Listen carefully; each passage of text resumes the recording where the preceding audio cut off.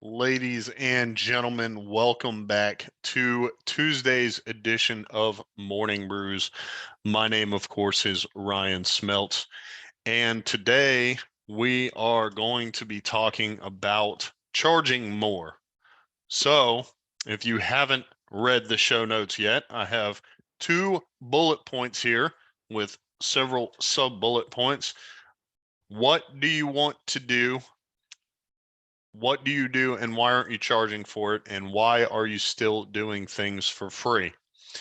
Now, to put a little context to today's topic, it was inspired somewhat by the guy we talked about at the end of yesterday's episode, Rob Garcia, and a little bit uh, inspired by a lot of folks I know who own or run a business, or maybe they don't own and run a business. Maybe they're just nice people and they want to help other people, or they have a very strong impression that what what they do, like starting their business, they need to charge less in order to build the business. And that's just not true. So under what do you do and why aren't you charging for it, I have coaching, consulting, skills, and crafts. Now, I believe all three of these apply to everyone in business. I don't think it's exclusive to people who want to run, say, a coaching business. However, I want you to realize that if you run a woodworking business, or you run a podcast business, or you run a marketing business, you could offer coaching to other people in those industries. So just using that as an example, maybe you do run a coaching business, maybe you have absolutely no interest in running a coaching business. The point I'm getting at is whether you're in coaching, consulting, or you have a skill or a craft that you do for your business, a product or service you sell, then you should be charging for it. And I know what you're thinking. Well, I'm in business. Of course, I'm charging for it. But take a look at everything, the breakdown of what products and services you offer, and make sure that you are charging. I'll give you an example. So maybe you have a 30-minute consult or a diagnosis.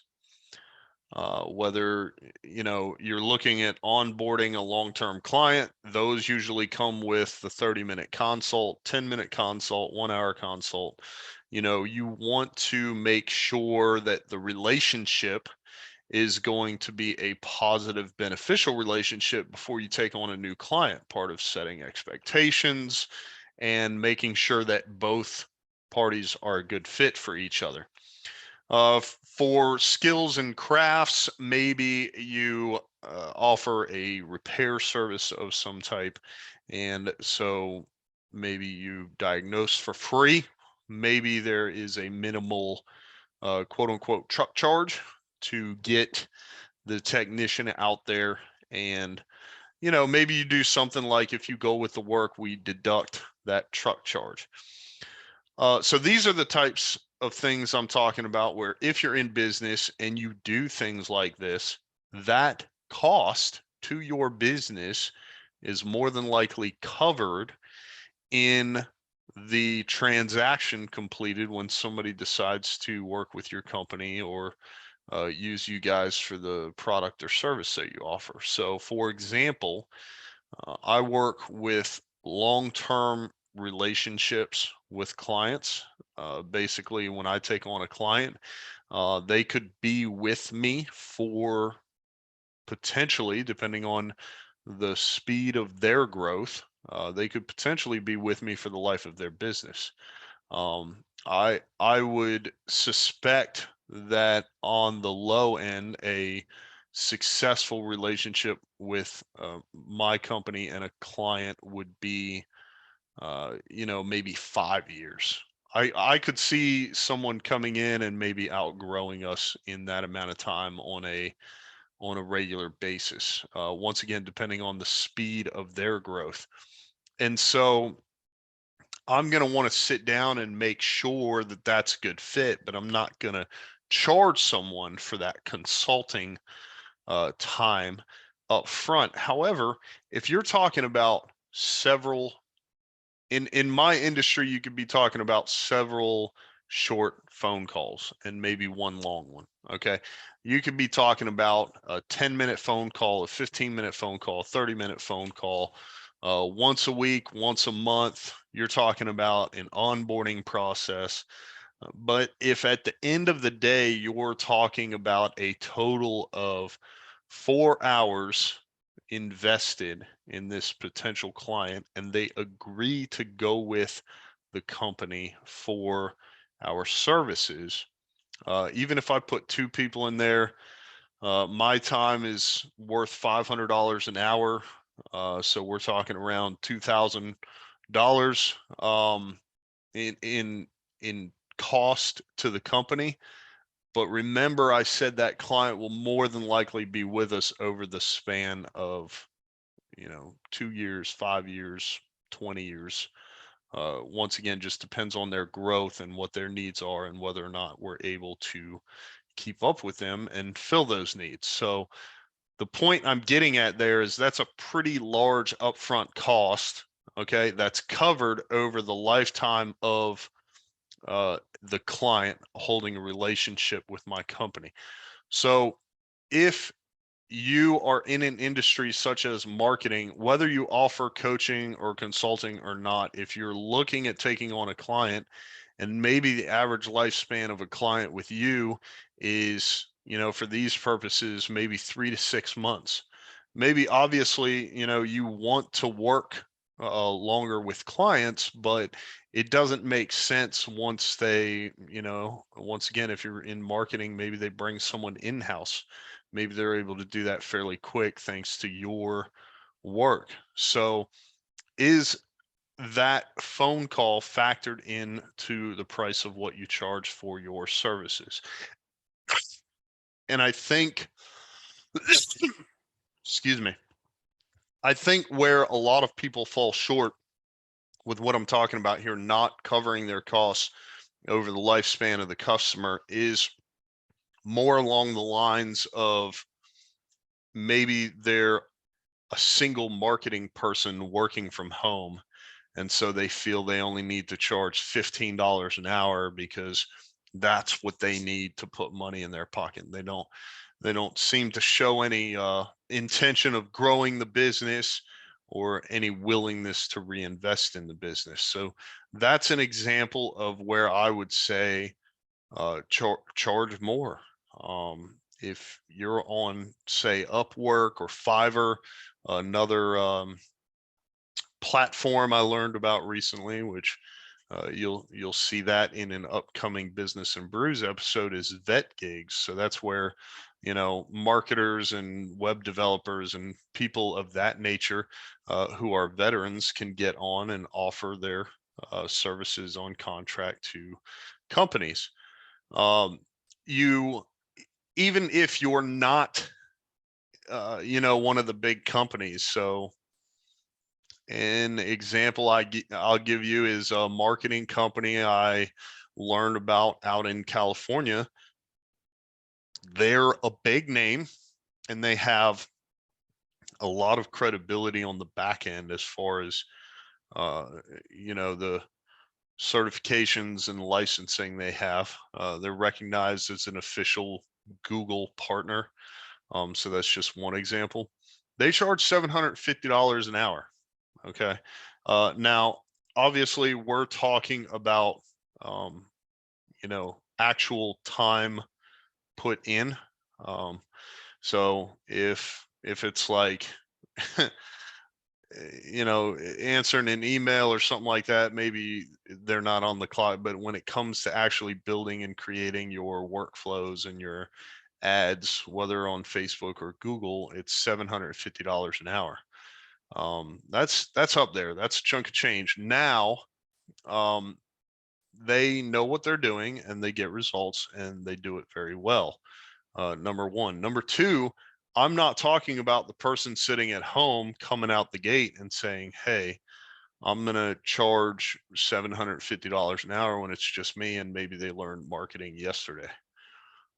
So I just think that it's smart to set yourself up for success. So I'll give you an example. I'm about to roll something out for both of the podcasts, and there's going to be a discounted rate involved because I think that the people who come on board in the early stages should benefit from that. And I know that as large of an audience as we have, this is not the number one podcast yet. We are growing thanks to you and everyone else that listens to the podcast. But uh, basically, if you come into marketing and say you're offering contracted services on something like Upwork, instead of only charging the 15 or 20 or $30 an hour, looking at compensating yourself, look into investing more into providing a premium service and charge a rate of say $100 an hour with a special discount, maybe down to $50 an hour if they go with X, Y, or Z package. So that's just an example, but whether we're talking about coaching, consulting, or skills and crafts, if you're not currently charging for it, you should be charging for it or making sure that that cost to your company is covered. And if you are charging for it, make sure that you're charging enough. Okay. So I want to move on now to why are you still doing things for free? Under this one, I have the difference between free and giving back, helping friends and family question mark, and helping a nonprofit. So I think there's a very distinct difference in these three. Number one, why are you still doing things for free? So I think too many times, for example, I edit video and audio and put both of these podcasts out, and occasionally someone will come to me and ask me to help them out or put something together. And as much as I want to charge, I don't always. Sometimes people offer to pay me. Um, as I've talked about in the past, many times I try to turn them down because I have plenty on my plate and I'm not an expert in the field of post production. So, um, I think they would be better off, especially if they're going to pay, going to someone who does it as a profession instead of somebody who does it because they have to until I can offload it to someone else. So I think there's a big difference between doing something for free and giving back. When someone comes to you and they don't want to pay you and they want you to help them out, and they're not really providing any value on their end, that's someone looking for something for free. And when you go along with it, that is you doing something for free. That is not giving back. Giving back, I would say holds a lot more value. So I'll give you one example. I actually had Peter Rashan of Rashan Planning on the Business and Brew show. If you haven't listened to that episode, be sure to go back and find it and push play. That was a fantastic episode. He's Dave Ramsey Smart Investor Pro. And what I found out is he kind of ended up where he is because he was in radio, and he actually worked with Curtis Media Group for a little bit, and he has his own radio show, and now he does his own financial podcast, and does all the editing and post production on that. So I had him on the show. Obviously got him a little bit of exposure through our channels. And then, one time I went to him and I had done a guitar riff for my dad's stuff. And so I sent it to him and I said, hey, would you be able to do anything with this?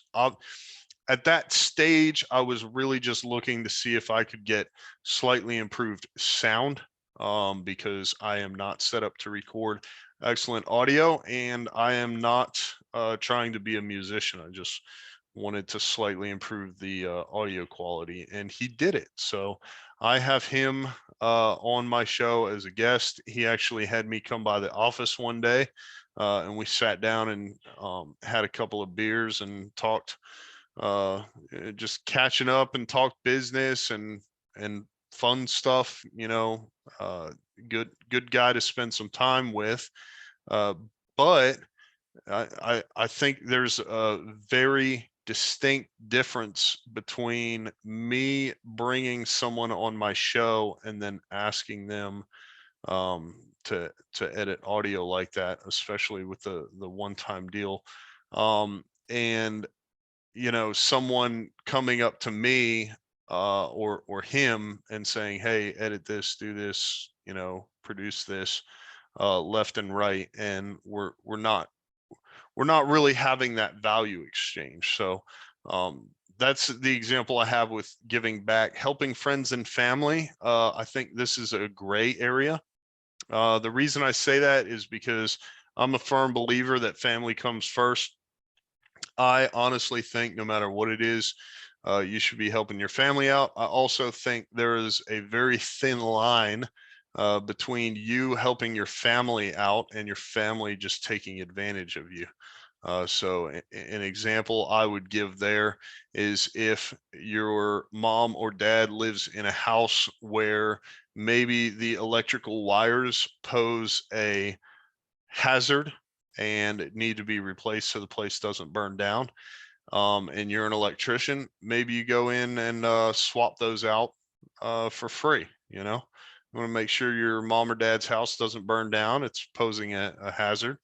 If your mom or dad lives in a house and they want Wi-Fi switches installed because they don't want to have to be bothered with touching a light switch, that's a little more of a convenience thing. So just take a look at what it is, take a look at what needs to be done and what you can afford to do.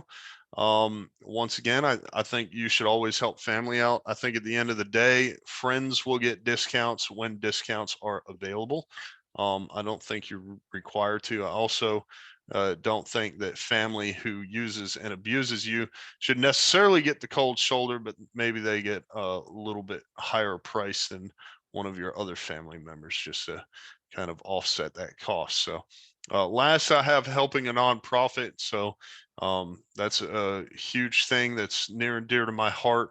I am a very big fan of Gary Sinise and his foundation, as well as Irreverent Warriors, which is on the list as this show and the Veteran Talk Show grows to be able to contribute to them and their mission. So that's just another example of giving back. If you are doing things for free, make sure that it is for a good cause. Once again, whether that is a value exchange for your family or helping a nonprofit. There's Chosen Foundation. They do great stuff with veterans as well. So if you're going to do stuff for free, find a nonprofit.